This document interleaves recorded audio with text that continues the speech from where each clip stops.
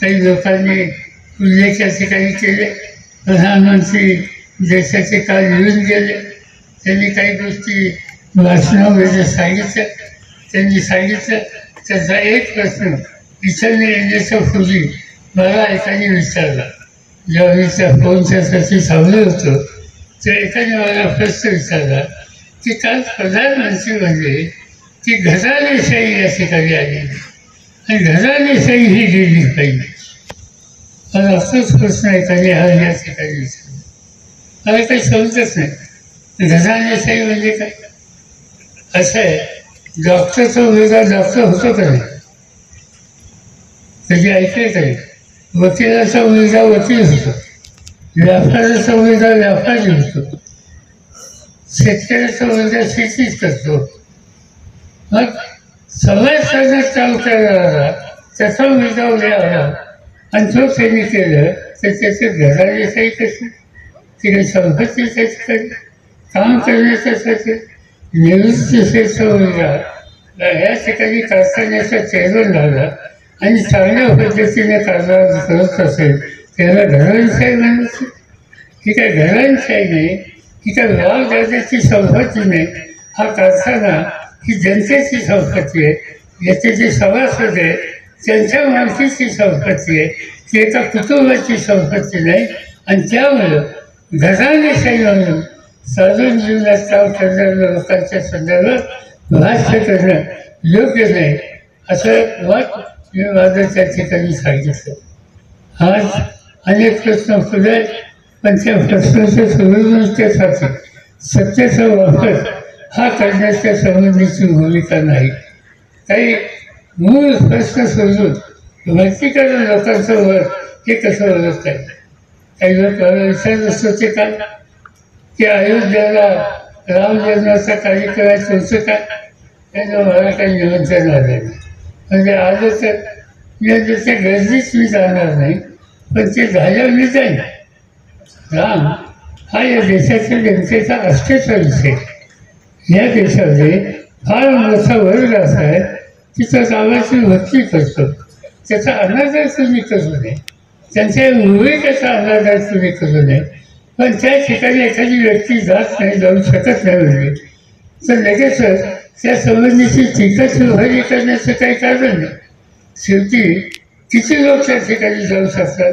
प्रत्येक गावाची एखाद्या गावाची यात्रा असते तर त्या यात्रेला किती लोक जातात, किती जाऊ शकतात यालाही काही मर्यादा असतात.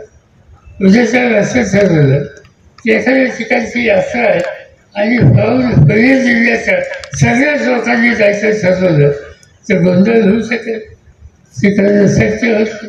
आज साधी गोष्ट आत्ता सकाळी मी टेलिव्हिजनवर ऐकलं की आता अयोध्येला जाण्याच्यासाठी जी विमान आहे ती मुंबईवरलं विमान आहे, दिल्लीवरलं विमान आहे आणि त्या विमानाचं जे तिकीट होतं ते आज 10,000 रुपयाचं जे तिकीट आहे ते आज 40,000 रुपयाचं तिकीट. आता 40,000चं चौपट तिकीट ज्यांनी केलं असेल आणि त्याचं पैसे वसूल करत असेल विमान कंपनी तर सगळ्यांनाच ते परवडेल. आणि त्यामुळे त्या ठिकाणी तो जाऊ शकत नाही याचा अर्थ रामाच्या संबंधित त्याच्यावर आदर नाही असा निश्चित काढणं योग्य नाही. अनेक वेळेला नाही त्या प्रश्नावर आपण लक्ष केंद्रित करतो आणि मनुष्यासाठी सोडवणूक करत नाही. आज केंद्र सरकारने खऱ्या अर्थाने लक्ष केंद्रित करायचं असेल तर महागाईचा प्रश्न आहे, शेतकऱ्यांच्या आत्महत्येचा प्रश्न आहे, शेतकऱ्यांच्या मालाच्या किमतीचा प्रश्न आहे, निर्यातीचा प्रश्न आहे, आज बेरोजगारीचा प्रश्न आहे.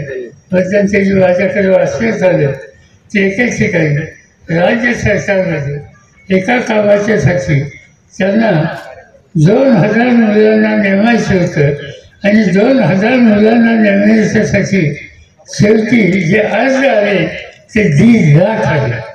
2,000 जागेच्यासाठी 1.5 लाख अर्ज ज्या राज्याचे ज्या देशात येतात त्या राज्याच्या त्या देशामध्ये बेरोजगारी बेरोजगारी हे प्रश्न महत्त्वाचे आहेत आणि त्या प्रश्नामध्ये लक्ष देण्याच्या संबंधीची भूमिका न करता वरच्याच ठिकाणी काही भूमिका घेणं हे योग्य नाही.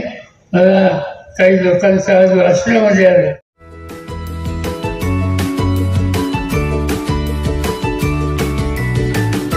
बातम्या शेतीच्या,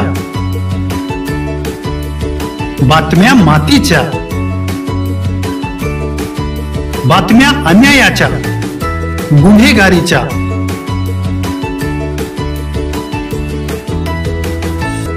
राजकारणाच्या आणि समाजकारणाच्या,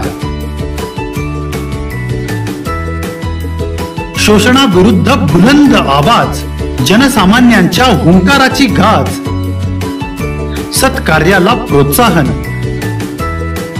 दुष्कृत्याला अनुशासन, निर्भीड, निस्पृह, सडेतोड, बेधडक आणि रोखटोक म्हणजेच विघ्नहर टाइम्स. शोध बातमीचा, ध्यास सत्याचा. आपलं चॅनल, आपली बातमी.